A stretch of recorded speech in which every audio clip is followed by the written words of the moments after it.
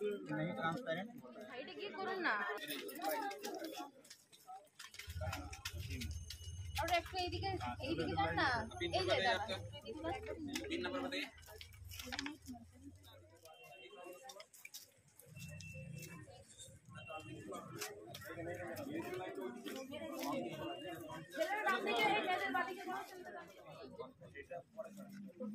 नहीं अपना फोटो नहीं अपना ভালো লাগছে দেখা যাক কি হয় মানে যদি 9টা বছর ধরুন একটা অপেক্ষা ছিলেন মানে 16তে পরীক্ষা দিয়েছিলেন হ্যাঁ আপনি কোন সালে ক্যান্ডিডেট ছিলেন আমার গ্র্যাজুয়েশন 2009 মানে কত পরীক্ষা দিয়েছিলেন 16তে দিয়েছি তার আগেরটাও দিয়েছিলাম হ্যাঁ তারপরে যে একটা দীর্ঘ বিতর্ক ছিল কি বলবেন কত বিষয়ে এখন যা এইসব শিক্ষাবিধি বা যা নিয়ম মানে নিয়োগ বিধি এগুলোকে চেঞ্জ করে ফ্রেশ হওয়া দরকার কারণ মানুষ এত কষ্ট করে আসছে পরীক্ষা দিচ্ছে তারপরে এইসব তাদের ক্যান্সেল হয়ে যাচ্ছে দাগি আসামি হয় দাগি শিক্ষকও হয়ে যাচ্ছে এইসব জিনিসগুলো ভালো নয় তার থেকে যেটা হবে ফ্রেশ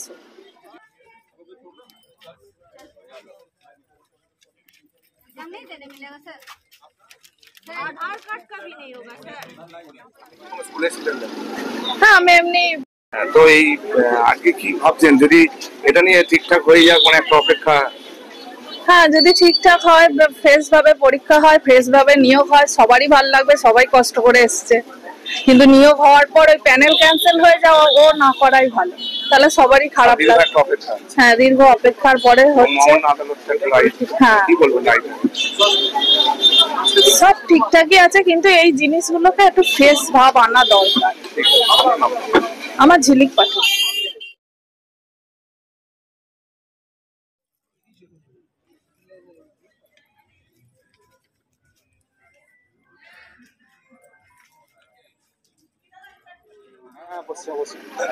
কি বলবেন কেমন লাগছে অনেকদিন পর হচ্ছে আমাদের ভালোই লাগছে আর কি ঠিক আছে যদি প্রতি বছর হতো তাহলে এত ছেলে বেকার থাকতো না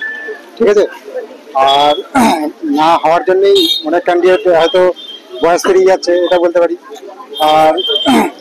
আমরা এই মানে মাদ্রাসা দেওয়ার পরে প্রথম মানে বসছি আর কি এসএলএসটিতে আর লাস্ট হয়েছিল 2016 সালে